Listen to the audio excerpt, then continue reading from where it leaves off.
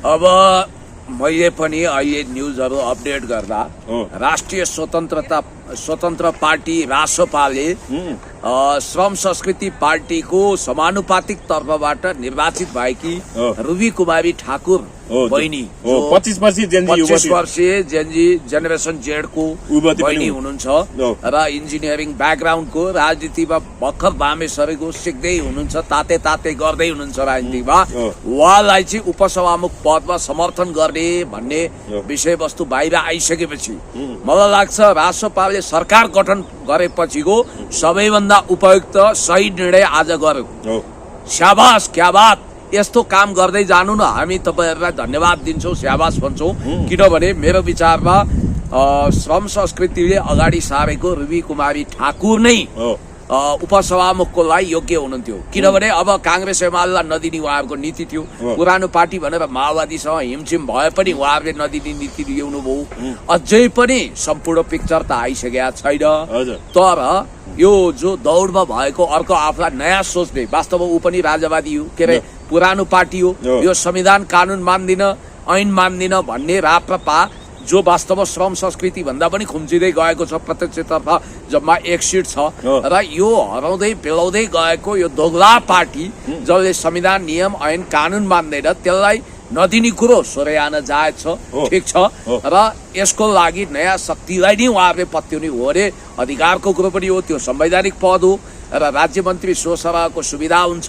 र रुबी कुमारी ठाकुरलाई 25 वर्षीय generation Z को युवती विद्यार्थी जीवनबाट भर्खर राजनीतिमा पाइला चालेकी उनलाई हर्क साम्पाङले सांसद मात्रै बनाएनन् कि यसमा पहिलो क्रेडिट त आदरणीय हर्क साम्पाङलाई नै जान्छ, जसले नेपालको अल्पसंख्यक ठाकुर, फेरि मधेसीहरूको पनि ठाकुर भनेर दुईटा हुन्छ। एउटा चाहिँ यो राजा महाराजा खानदानका ठाकुर, हिन्दी फिल्मतिर हेर्नुहुन्छ नि तपाईँ ठाकुर साहब भनेर। अर्को चाहिँ कपाल काट्ने नाई हजाम समुदायको, यो चाहिँ तराईभित्र पनि अपहरित ठाकुर हो उहाँ। र उहाँको बुवा अहिले सम्भवतः श्रम गरेर विदेशमा हुनुहुन्छ र आमा पनि आश्चर्यचकित हुनुभएको छ। यी बहिनी पनि इनोसेन्ट छिन्। र 48 सालमा पहिलोचोटि महन्त ठाकुर, जो वकिल पनि हुनुहुन्थ्यो, कांग्रेसको नेता हुनुहुन्थ्यो, उहाँ पहिलोचोटि महन्त ठाकुर थरबाट उपसभामुख हुनुभएको थियो। त्यतिखेर दमननाथ ढुङ्गाना सभामुख हुनुहुन्थ्यो। अब डीपी अरियाल क्वालिटी लेस मान्छे हुनुहुन्छ, सभामुख बन्न योग्यता होइन, तर उहाँ बन्नुभयो होइन। अब रुबी कुमारी ठाकुरलाई समर्थन गर्ने निर्णयलाई कायम राख्नुस् है। अहिले पनि राप्रपाले खेलिरहेको छ होइन, जस्तो यहाँनिर खोजेको छ। हेर्नुहोस् है, अब जस्तो ज्ञानेन्द्र साई संसदीय दलको नेता हुनुहुन्छ, राष्ट्रिय प्रजातन्त्र पार्टी राप्रपाको। उहाँले रवि लामिछानेलाई भेट्न पनि केही दिन अगाडि जानुभएको थियो, उपसभामुखको निर्वाचन भयो लगत्तै।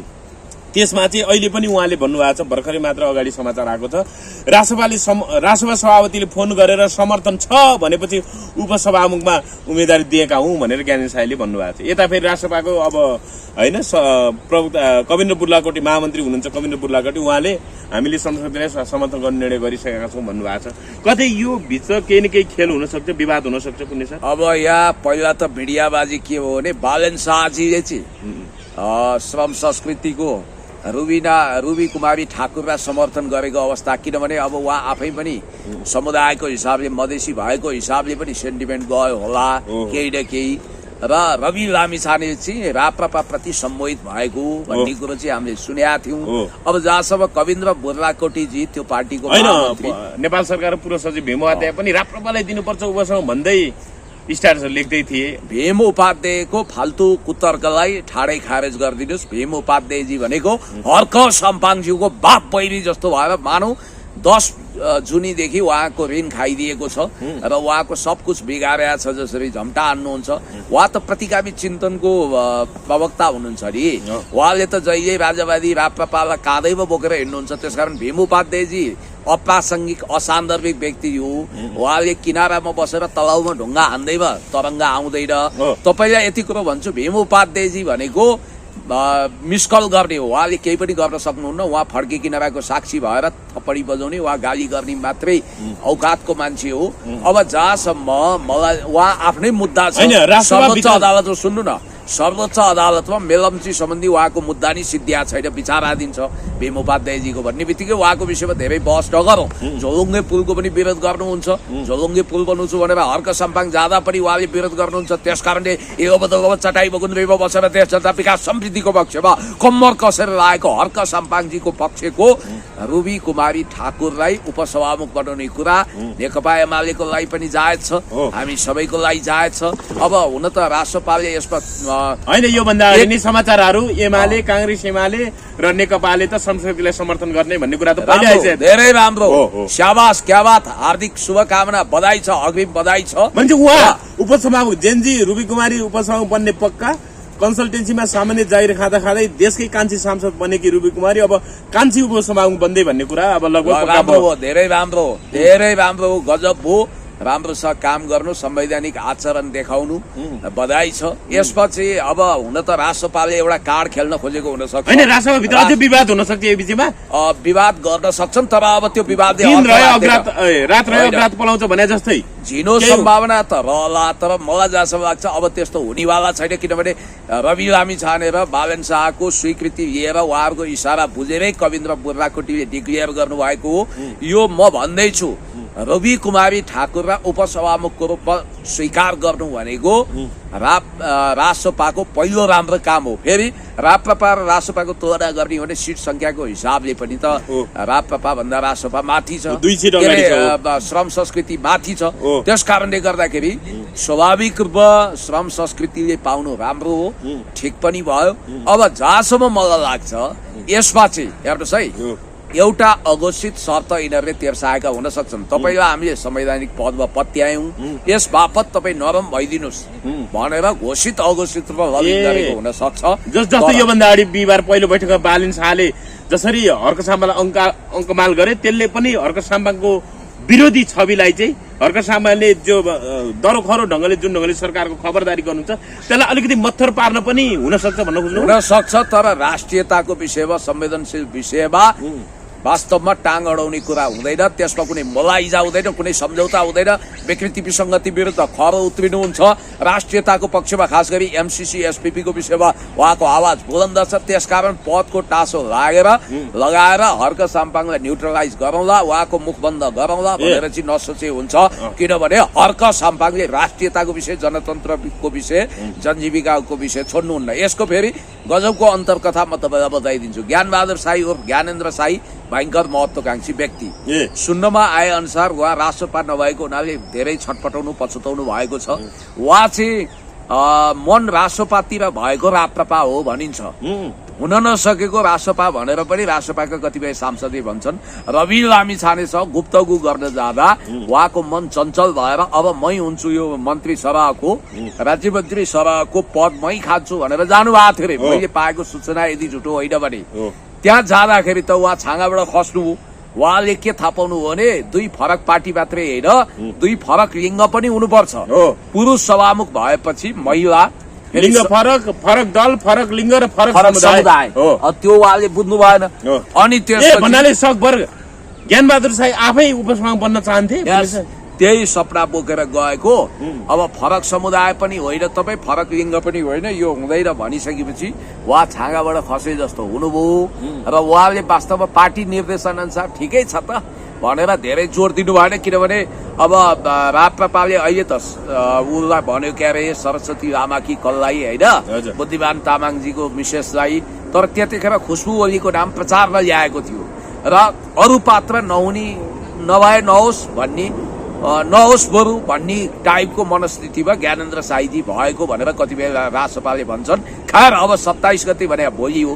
अब आजको दिनमा फेरि अर्को विषयवस्तु पनि चर्चामा छ, केपी शर्मा ओलीज्यू र रमेश शेखर। आज उहाँहरू रिहा हुनुभयो, कसरी हेर्नु?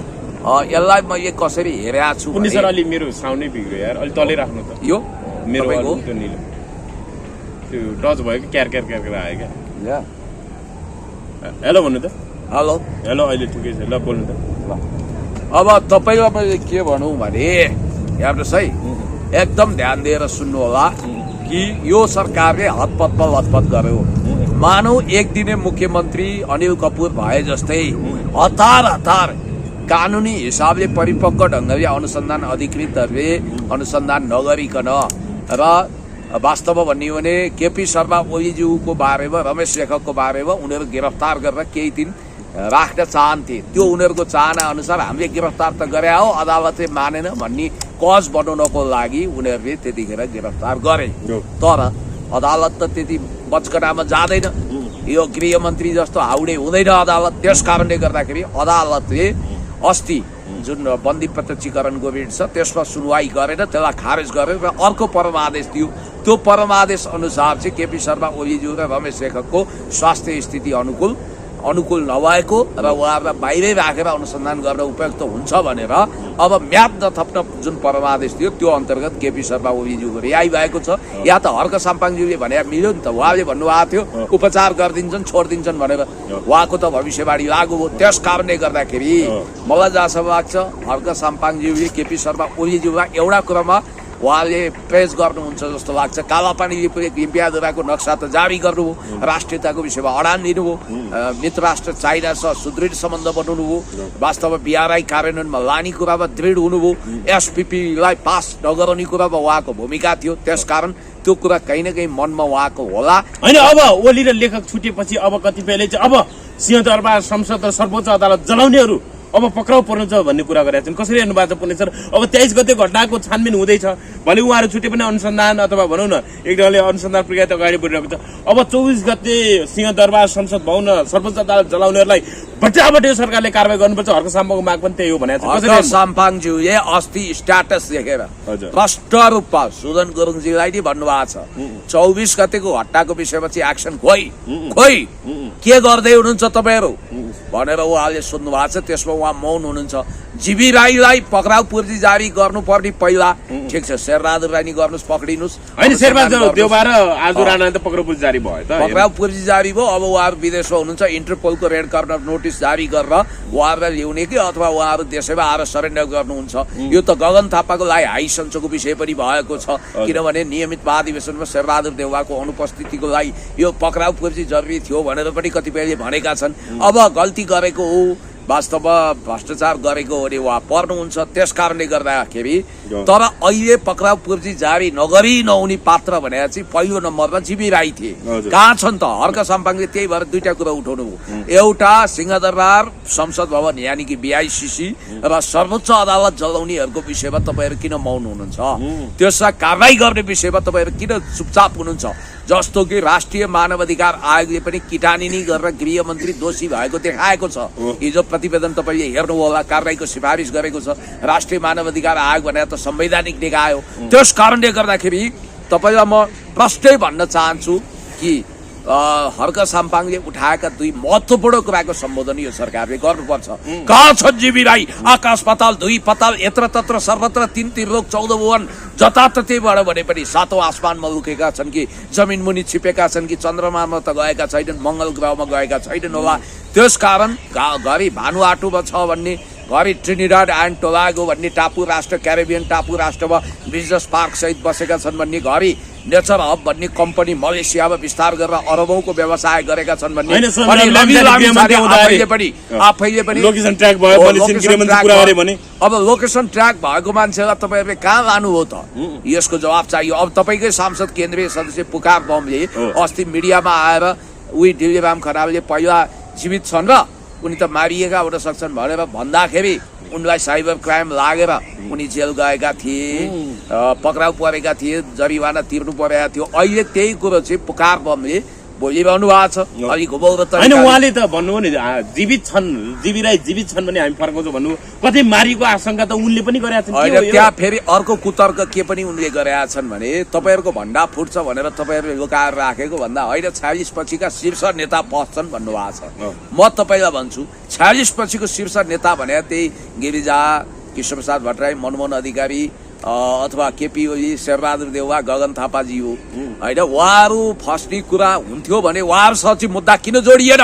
जीवी राई कतिखेरदेखि चाहिँ सङ्कटग्रस्त भए तपाईँलाई थाहा छ कि जबसम्म सहकारी चलेको थियो ठिकै चलिरहेको थियो र जब 65 करोड रुपियाँ एकमुष्ट गोर्खा मिडिया प्राली बनाएर त्यसको प्रबन्धन निर्देशकको रूपमा रविजीलाई नियुक्त गरेर 15% स्विट सेयर अर्थात् पसिनाको सेयर दिने डिक्लेयर गरेर जब ग्यालेक्सी फोकेट टेलिभिजनमा उनी त्यसका मालिक बने त्यसपछि त्यो सहकारी समस्याग्रस्त भयो र अरबौं रुपियाँ उनको डुब्न सुरु गर्यो हो। त्यही भएर जीवी राई यदि एक हिसाबले कसैबाट पीडित छन् भने त्यो त रवि लामिछानेबाट हो र कुनै शीर्ष नेता फस्नेवाला देख्दिनँ म। फस्छन् भने को फस्छन् त यो पुकार बमले भनिदिनु पर्यो नि त, गैर जिम्मेवार कुरा गरेर हुन्छ। मैले देखेको चाहिँ के भने हेर्नुहोस् है, अब जीवी राई को कारण जसको पोलिटिकल करियर समाप्त हुँदैछ, जो नाङ्गिँदैछ त्यसै सिद्ध्याएको हुनसक्छ, सिद्ध्याएको भए त्यसले भूमिगत बनायो कि सिद्ध्यायो, यो कुरा हामीलाई चाहियो।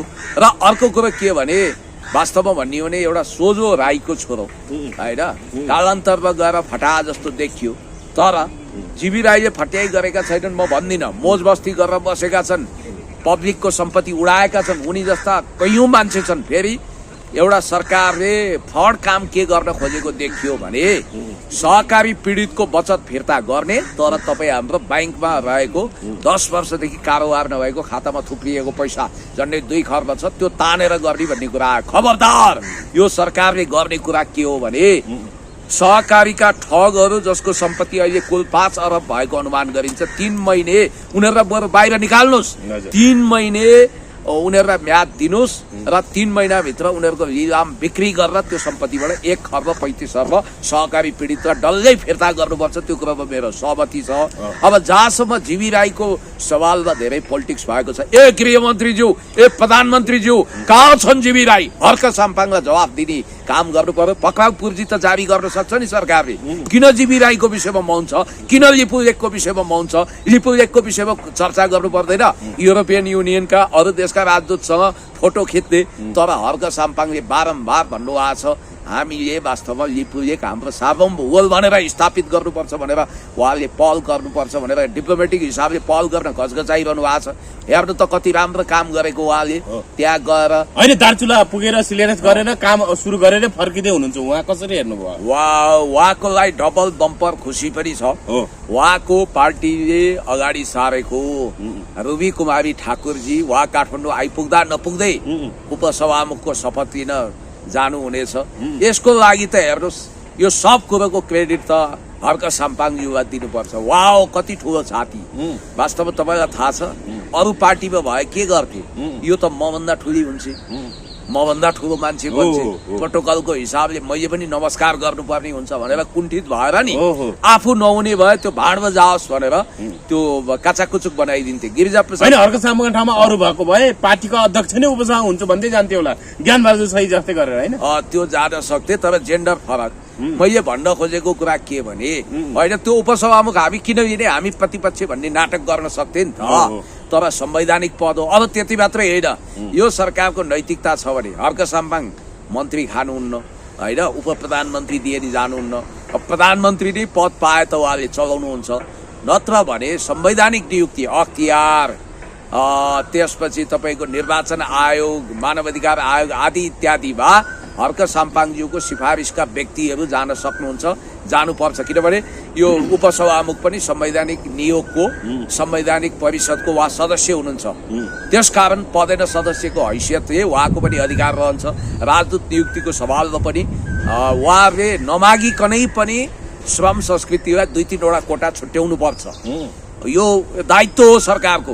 अब के सोचिरहेको छ हेरौँ। र हर्क साम्पाङको उदार छातीकै कारण रुबी कुमारी ठाकुर अहिले मधेसी कोटाबाट सांसद हुनुभयो। यहाँनिर उहाँको बारेमा अलिकति संक्षिप्त के रहेछ भने उमेर 25 वर्ष, धनुषा जन्मस्थान, शैक्षिक योग्यता बलरा पोलिटेक्निक इन्स्टिच्युटबाट 3 वर्ष डिप्लोमा इन्जिनियरिङ, पारिवारिक अवस्था बुवा वैदेशिक रोजगारीमा साउदी अरब, आमा 2 भाइ र 2 बहिनी रहेछन्। केही समय कन्सल्टेन्सी काम, 2022 को चुनावपछि संसदीय पार्टीबाट समानुपातिक सांसद, राष्ट्रपतिको समर्थनमा उपसभा उम्मेदवारी, यस्तो रहेछ उहाँको होइन विगत। अब यस्तो फेरि अब उहाँ चाहिँ श्रम संस्कृतिको मेम्बर रहनुहुन्न हो, याद गर्नुहोस् है। संवैधानिक गर्नुपर्छ उहाँले, पार्टी त परित्याग गर्नुपर्छ, तर कुरा चाहिँ के हुन्छ भने यो राष्ट्रपति जस्तो पनि होइन, फेरि संसद सदस्य नै हो। राष्ट्रपति हुँदा चाहिँ त्यो पद रिक्त हुन्छ, चुनाव हुन्छ, अथवा त्यो समानुपातिकमा पनि अरूलाई ल्याउनु पर्छ। तर यहाँ चाहिँ समानुपातिकमा उहाँको नाममा अर्को पात्र आउनु पर्दैन, किनभने त्यो आखिर हुने भने पार्लियामेन्ट मेम्बर हुनाले नै त्यो पदमा पुग्ने हो। तर याद गर्नु होला रुबी सभामुखको उपस्थिति रुबी बहिनीलाई मैले भेट्या पनि छैन, मैले मिडियामा देखे हो, उहाँले मलाई चिन्नुहुन्छ भन्ने मलाई थाहा छ। उहाँलाई मेरा केही अमूल्य सुझावहरू छन्। नम्बर 1, आफ्नो धरातल कहिले नभुल्नुहोस् है। तपाईँ वास्तवमा भन्ने भने एउटा साधारण युवती, तपाईँलाई कहाँबाट कहाँ पुऱ्याइदिनु भयो हर्क साम्पाङले। हिरोबाट जिरो त म भन्दिनँ, जे होस् तपाईँ एउटा सामान्य जागिरै हुने व्यक्तित्व, राजनीतिमा पनि उत्रो कुनै योगदान थिएन, केही थिएन। सांसद हुँदा पनि तपाईँ प्रफुल्लित हुनुहुन्थ्यो। अब तपाईँ राज्य मन्त्री सोर सरहको पदमा पुग्नुभयो, आरपी त तपाईँको गाडै हुन्छ। ए म त ठुली बढी भएँ, अब म एकदम ठुलो भएँ भनेर मात्तिनी पात्तिने काम पनि नगर्नु होला। भले तपाईँ पार्टीप्रति उत्तरदायी हुनु नपर्ला कानुनी रूपमा, तर व्यवहारिक हिसाबले त यो त राजनीति हो नि। तपाईँ उपसभामुख हुँदाखेरि तपाईँले जसले तपाईँलाई त्यो स्थानमा पुर्यायो, भोलि संसदमा आपत पर्ने क्षणहरू आउँछन् कहिलेकाहीँ पार्टीलाई, त्यस्तो बेलामा कृपया तपाईँले आफूलाई त्यो स्थानमा पुर्याउने पार्टी र व्यक्तिहरूप्रति अनुग्रहित भएर तपाईँ काम गर्नुहोला। दोस्रो नम्बर। तेस्रो, नेपालको इतिहासमा महन्त ठाकुर जो आफै सक्षम थिए, पछि त उनको राजनीतिक इतिहास धाराशाही भयो, अहिले बुढेसकालमा छन्। महन्त ठाकुर पहिलोचोटि 2048 सालमा उपसभामुख हुनुभएको थियो। त्यतिखेर उहाँको उमेर पनि परिपक्व थियो, नेतृत्व पनि परिपक्व थियो। त्यतिखेर दमननाथ ढुङ्गाना जस्तो इतिहासकै विलक्षण 2 जना सभामुख मानिन्छ, एउटा सुभाष चन्द्र नेमाङ, एउटा तपाईँको यही दमननाथ ढुङ्गाना। रामचन्द्र पौडेल पनि पहिला सभामुख हुनुभएको थियो, तारानाथ राणाबाट हुनुभयो, ओनसरी घरती हुनुभयो होइन, अग्नि सापकोटा भयो, कृष्णबहादुर महरा। फेरि सभामुखकै कुरा गर्दा उपसभामुखको गर्दा धेरै चुमचुम नगरे हुन्छ। कृष्णबहादुर महरा जस्तो योग्य व्यक्ति एमसीसी विरोधी अडान लिएको हुनाले उहाँको पोलिटिकल उहाँलाई भ्रष्टाचारको मुद्दा दायर गरियो। त्यसकारण समयको खेल हो, आफ्नो स्वस्थ राख्नु। उपसभामुखको विषयमा चाहिँ के छ, यो राष्ट्रमा चाहिँ बालेन फ्याक्टर र रवि फ्याक्टर भनिराख्दाखेरि बालेनले जे भने त्यही लागू हुने अवस्था आयो होइन पुण्य सर। रवि लामिछाने कमजोर देखिया हुन् राष्ट्रसभामा, उनको निर्णयहरू लागू हुन नसक्ने अवस्था हो। पहिलो कुरो, यदि रवि लामिछानेजीले राप्रपा प्रति उदारता देखाएको हो भने त्यो उहाँको ब्लन्डर हो, त्यो गल्ती हो, त्यो उहाँले ठिक कुरा सोच्नु भएन। यो अहिले जसले सोच्यो, म यो भन्दिनँ, बालेन शाहजी, रवि लामिछानेजी जसले रुबी कुमारी ठाकुरको विषयमा सहमति गरे नि, तिनीहरूले ठिक काम गरे। फेरि पनि भन्दैछु, यो निर्णयमा चट्टानी अडान राख्नु, भोलिसम्म 1-2% पनि तलबितल नहोस्। रवि कुमारी ठाकुरलाई अहिले दिएको समर्थन कायम राख्नु। अब उहाँको भोलि शपथ भएपछि हामी ढुक्क हुनेछौँ, बधाई पनि दिनेछौँ। हजुर, के छ अब हर्क साम्पाङ र बालेन शाह, रवि लामिछानेहरूको अब यो जुन ढङ्गको उपसभामुखमा अब राष्ट्रसभाले समर्थन गर्ने निर्णय गर्यो, यसले गर्दाखेरि उहाँ उपसभामुख हुने लगभग पक्का भइसकेको छ होइन। तपाईँले भने चाहिँ भोलि उहाँको शपथ नै हुन्छ होला, अथवा उहाँ भोलि चयन भएपछि त्यसपछि सभामुख मार्फत शपथ होला राष्ट्रपतिको उपस्थितिमा। अब के छ, रवि बालेन र हर्कको अब के छ, सहकार्य हुने सम्भावना, अब गतिलो गठबन्धन बन्ने सम्भावना कति देख्नुहुन्छ? होइन, सहकार्य हुने सम्भावना नै छैन, 100% क्यान्सल हो भन्दिनँ। तर त्यसको लागि 3-4 काम गर्नु पर्यो नि।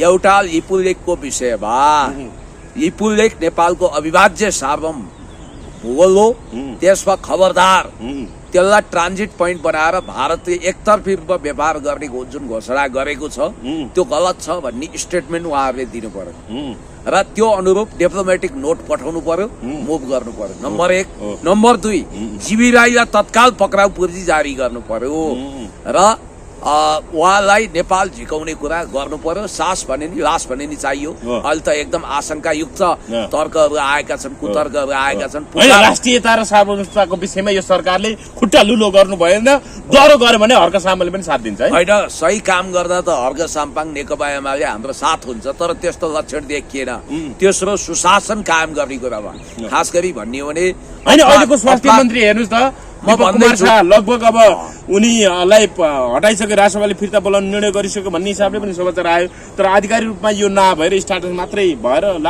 लगभग हटाउने निर्णयमा चाहिँ बालेन शाह पुग्यो भन्ने कुरा आयो। अब जान्नेलाई छान्ने कसरी हेर्नुभयो, यो विषयमा कसरी हेर्नुभयो? श्रम मन्त्रीको बारेमा म 2 मिनट लिएर श्रम मन्त्री हो सुन्नु चर्चा गर्नेछु दीपक शाहजीको विषयमा। त्योभन्दा अगाडि एउटा विषय टुङ्ग्यौं, जस्तो भ्रष्टाचार मात्रै होइन अपराध नियन्त्रण गर्ने कुरोमा पनि सरकार अगाडि बढ्नु पर्यो। खास गरी 24 गते सिंहदरबार जलेको छ, 14 दिनमै श्रम मन्त्री दीपक शाह पदमुक्त भन्ने हिसाबले समाचारहरू आउन थाले। ल ठिक छ, समाचार आएछ, यो विषयमा चर्चा गरौँला। अब तपाईँलाई म भन्छु सिंहदरबार जलेको छ, संसद भवन BICC जलेको छ, सर्वोच्च अदालत जलेको छ, मीनबहादुरको भाटबटिनी लगायतका जति पनि डिपार्टमेन्टल स्टोरहरू जलेको छ, देशमा खरबौँ रुपियाँको नोक्सानी भएको छ, 50 खर्बभन्दा बढी जुन आतंक भएको छ, विद्यार्थीलाई स्कुलमा कलेजको ड्रेसमा लाइन लगाएर मर्नको लागि बानेश्वर धकालिएको छ। ती सब अपराधीहरूको छानबिन हुनु पर्यो, एक एकको हिसाब किताब हुनु पर्यो, सबैलाई कारवाही हुनु पर्यो। त्यसो भएमा हर्क साम्पाङको समर्थन हुन्छ। र यो श्रम मन्त्रीको विषय चाहिँ जहाँसम्म होइन, आफ्नै श्रीमतीलाई स्वास्थ्य बिमा बोर्डको सदस्य नियुक्त गर्ने यो विवादास्पद निर्णय भन्ने कुरा आयो क्या, आफन्तलाई जागिर दिने भर्ती केन्द्र बनाउन थाल्नुभयो एक विवादास्पद भिडियो पनि योभन्दा अगाडि आइसकेका छ। उहाँ त पक्राउ पनि पर्नु भएको भन्ने कुरा होइन। होइन, म तपाईँलाई भन्दैछु, एउटा साहसिक पत्रकारले हिम्मतका साथ तपाईँ चाहिँ वास्तवमा कुनै समय कन्सल्टेन्सीमा काम गर्दाखेरि तपाईँले कुनै यो कन्सल्टेन्सी चलाउँदाखेरि चाहिँ तपाईँ माथि पक्राउ पर्ची जारी गरेर चाहिँ तपाईँलाई थुनेको रहेछ भन्ने साहसिक प्रश्न गर्दा त्यसको जवाफको आशा थिएन। उकेराले पुरै न्युज निकालेको थियो। यो दीपक शाह भन्ने व्यक्ति भने चाहिँ पहिलेदेखि यस्तै गडबडीमा जोडिएको र स्वास्थ्य सेवा बिमा बोर्डमा नातावाद लगाएर आफ्नै श्रीमतीलाई नियुक्त गरेको। त्यसो त यो सुशीला कार्कीले पनि आदर्श श्रेष्ठ भन्ने मान्छेलाई प्रकृति संरक्षण कोषको हर्ताकर्ता बनाएकै हो, आफ्नै पिएलाई होइन। त्यहाँ चाहिँ तपाईँको त्यो ढङ्गले नातावाद कृपावाद फरियावाद लागू भएकै थियो। अब यहाँनिर दीपक शाह भन्ने मान्छे विभिन्न यस खालका गतिविधिमा मुछिएको हुनाले यदि उनलाई बर्खास्त गरिएको, हामीले त आवाज उठाएका थियौँ बर्खास्त देन एन्ड देयर इमिडिएटली गर्नुपर्छ भनेर, उनलाई बर्खास्त गर्ने कुरा राम्रो हो। बर्खास्त गरेर मात्रै हुँदैन, अनुसन्धान पनि गरेर कारवाही गर्नु पर्यो। हजुर, उपसभामुखको विषयमा चाहिँ ज्ञानबहादुर शाहले रविले फोन गरेपछि मात्रै हामीले उम्मेदवार उठाएको भनेपछि ज्ञानबहादुर शाहीलाई त रविबाट ठुलो धोका भयो कि के भयो, कसरी बुझ्ने? त्यो रविजीलाई एक्सपोज गर्न अपमानै भयो ज्ञानबहादुर शाही। होइन, त्यो ज्ञानबहादुर शाही आफै पनि राप्रपामा आफू बाहेक अरू नबनोस् भनेर चाहेको हुन सक्ने सम्भावना देखिएको छ। कतिले त्यो अन्दाज गरेका छन् र ज्ञानेन्द्र शाहीजीले चाहिँ रविजीलाई एक्सपोज गरे पनि हुन सक्छ अहिले, होइन। हिजो हामीलाई समर्थन गर्ने, अहिले श्रम संस्कृति बोक्ने, अनि ज्ञानबहादुर शाही और ज्ञानेन्द्र शाहीलाई चाहिँ जरो किन छुटेको? श्रम संस्कृति छ, किन टेन्सन, किन हर्क साम्पाङजीको प्रगतिमा आरिस? होइन, उनले फेरि हर्क साम्पाङको विषय त राम्रो, हर्क साम्पाङ जस्तो नेता चाहिन्छ यो देशलाई भनेर भन्नुहुन्थ्यो। उनले त्यो हर्क साम्पाङजीकै विषयमा 10वटा कुरा बोलेका छन्। एउटा भिडियोमा उहाँ बढी बोल्नुहुन्छ, उहाँले रविजीलाई आलोचना गर्नुको तुक छैन भनेर बोल्नुहुन्छ, अर्को भिडियोमा फेरि अरू बोल्नुहुन्छ। त्यसकारण यो 3 र 13को कुरा बोल्नमा उहाँ सिपालु हुनुहुन्छ। त्यही भएर बाहिर कस्मेटिक जो छवि उहाँको देखिएको छ, उहाँ हर्क साम्पाङ जस्तो 24 क्यारेटको राम्रो असल व्यक्ति होइन। उहाँ स्वच्छ इमान्दार देशभक्त होइन। MCC को विषयमा अस्ति हर्क साम्पाङले फरक मत राख्नु हो, यो सरकारको धारणा के? ज्ञानेन्द्र शाहीले पनि त्यसमा कुनै आफ्नो पहिला त खुब उफ्रिन्थे, अहिले त MCC को बारेमा चुइक्क बोल्दैन। त्यस कारणले गर्दाखेरि राज्यमा अहिले पछिल्लो समय जुन अनियमितता भएको छ, जुन भ्रष्टाचार बढेको छ, अपराध बढेको छ, त्यसको विषयमा पनि सजग हुनुपर्छ। अब जहाँसम्म हेर्नुहोस्, म त अलिकति फरक सन्दर्भ पनि कोट्यौं भन्छु। हिजो जुन ढङ्गको घटना घट्यो नि, वास्तवमा पाटनको कृष्ण मन्दिर छुरा हनान गरेर इमान्दार लिम्बू समुदायका 2 जना दाजुभाइमाथि हत्या भएको छ। सुन्दा पनि एकदमै जिउ थरथर काम छ। वास्तविक तरिकाले विलियम शेक्सपियरको नाटक मर्चेन्ट अफ भेनिसको पात्र साइलक भन्दा पनि खोङ्खार तरिकाले त्यसरी सृजन नेमाङ र उनको भाइलाई हत्या गरिएको छ। त्यो सञ्जीव नेपाली भन्ने त्यो मानव राक्षस, हेर्नु त, फोन गलत ढङ्गले डायल भयो, सरी भन्न गएको ती महानुभावमाथि ती 2 दाजुभाइ कठैबाट आफ्नो प्राणप्रिय आमालाई भेट्न उनीहरू जाँदै थिए लन्डन। आयो, टप्प टिप्यो, मिति पुग्यो, टारेर टारिन्न। त्यो राक्षस जस्तो नरभक्षी नरपिचासले कसरी छोरा गोपी मार्यो, यो गम्भीर घटना हो। नेपालको मुलुकी ऐनलाई संशोधन गर्नुपर्छ। यस्ता क्रूर अपराधीलाई फाँसीमा झुन्डाउनको निम्ति नयाँ कानून बन्नुपर्छ। अलिकति यो घटना के रहेछ भन्ने विषयमा मैले 2 मिनट लिएर म परिवारजी सुनाउँछु। घटनाको विषयमा अलिकति यो विवरण बताइदिउँ है। बुधबार साँझ पाटन दरबार स्क्वायरमा चक्कु प्रहारबाट ज्यान गुमाएका सुमित्रा सृजन नेमाङ आमा भएको ठाउँ लन्डन जाने तर्खरमा थिए। तर एउटालाई गरेको फोन अर्कैको नम्बरमा डायल हुँदा उत्पन्न विवादपछि दाजुभाइले नि ज्यान गुमाएका छन्। जिल्ला प्रहरी परिसर ललितपुरका प्रमुख एसएसपी हवेन्द्र बोगटीका अनुसार आफूबाट गल्ती भएको भन्दै माफी माग्न र मिल्नको निम्ति सुमित सृजन दाजुभाइ त्यहाँ पुगेका थिए। उनीहरू दुवै एक अर्कामा अपरिचित थिए।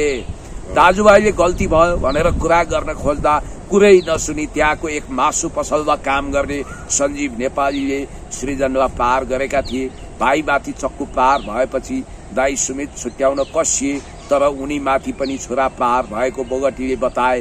घटनास्थलबाट प्रहरीलाई खबर पुग्न साथ सातो बाटो वृत्त र पुलचोक प्रभागबाट प्रहरी टोली पुगेको थियो। प्रहरी पुग्दा घाइते अवस्थामा सुमित र सृजन ढलेका थिए। चक्कु प्रहार गर्ने सञ्जीव चक्कु बोकेर नै भाग्दै थिए। हवेन्द्र बोगटीका अनुसार भागेको सञ्जीव नजिकैको एक रेस्टुरेन्टमा लुक्ने क्रममा महिला प्रहरीले नियन्त्रणमा लिएकी थिइन्। ती महिला प्रहरीमाथि पनि उनले दुर्व्यवहारको प्रयास गरेका थिए। घाइते दाजुभाइलाई प्रहरीले तत्कालै ग्वारको स्थित B&B हस्पिटल लगेको थियो। अस्पतालमा मृत घोषणा गरिएको थियो। मृतक सुमित नेम्बाङ 33 र सृजन नेम्बाङ 26 वर्षका थिए। प्रहरीलाई प्राप्त प्रारम्भिक सूचना अनुसार सुमित र सृजन बुवा सहित ललितपुरको हिमाडोलमा बस्थे। उनीहरू त्यही जन्मिएका र हुर्किएका हुन्। कठैबाट आफ्नो प्राणप्रिय आमा लन्डनमा थिइन्। भेट्न जाने तयारीमा थिए।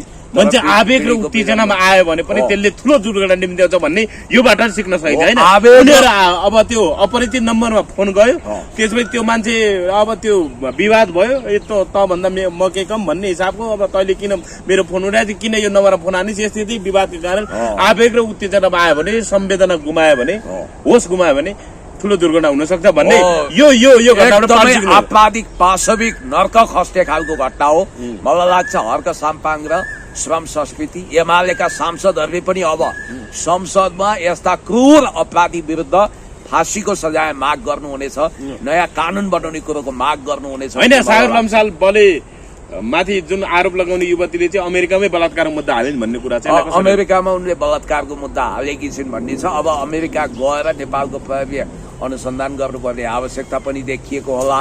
त्यसकारण अब बलले धुरुधुरु रहेका छन्, गुवा रहेका छन्। अब बलात्कार 1 वर्ष अगाडिको भनेर उनले भनेकी छिन्। रेखा थापा, गरिमा शर्मा, यो के अरे एलिना चौहान सबैले समर्थन गरेका छन्। फेमिनिस्टहरू जाएका छन्।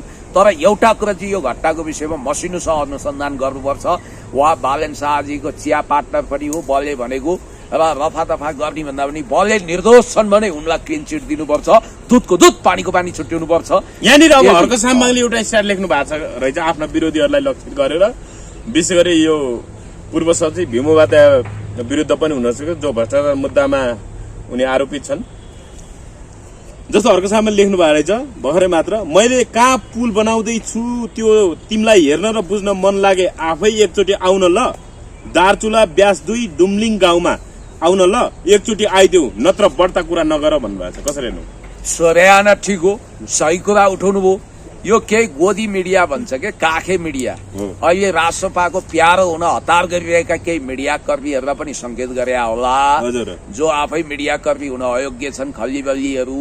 र अर्का यी उपाध्याय महोदय केही समय यता हर्क साम्पाङज्यू विरुद्ध अनावश्यक रूपमा खनिएका छन्।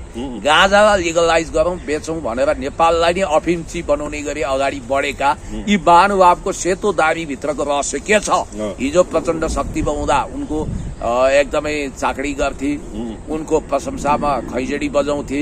भरे आफैलाई उनलाई मेलम्ची भ्रष्टाचार मुद्दा लाग्यो र त्यो मुद्दा अहिले सर्वोच्चमा विचाराधीन छ। ठूला कुरा गर्ने हर्क साम्पाङले यस्तै मजबुनको स्टाटस देखेपछि आगो भए। वास्तवमा यिनले चाहिँ समाजमा के योगदान गरेका छन्? दार्चुला पुगेर हेर्नु समस्या के रहेछ होइन? काठमाडौँ ललितपुर कुसुन्तीमा बसेर हल्ला नगरुन्, धेरै हल्ला नगरुन्, सुविधा सम्पन्न घरमा बसेर। र मैले बरु गरिब दुखीको लागि लाखौं सहयोग गरेका छु, ती त सचिव भएर केही पनि योगदान गरेका छैनन्। हर्क साम्पाङज्यूले राष्ट्रियता, जनतन्त्र, जनजीविकाको विषयमा यति धेरै कुरा गरेका छन्। होइन, उपसभाको विषय नि बोल्नु भएको छ हर्क साम्बाङले। उपसभाको चुनाव हुनेछ, छलफल गर्नुस्, बार्गेनिङ होइन भन्नुभएको छ। वाह, क्या बात! बार्गेनिङ चाहिँ कसैले नगरौँ है, छलफल गरौँ र श्रम संस्कृतिकै उम्मेद्वारलाई समर्थन गर्नु वाञ्छनीय हुन्छ, त्यही होला। र अर्को कुरो के छ भने सायद राप्रपालाई संकेत गरेको होला।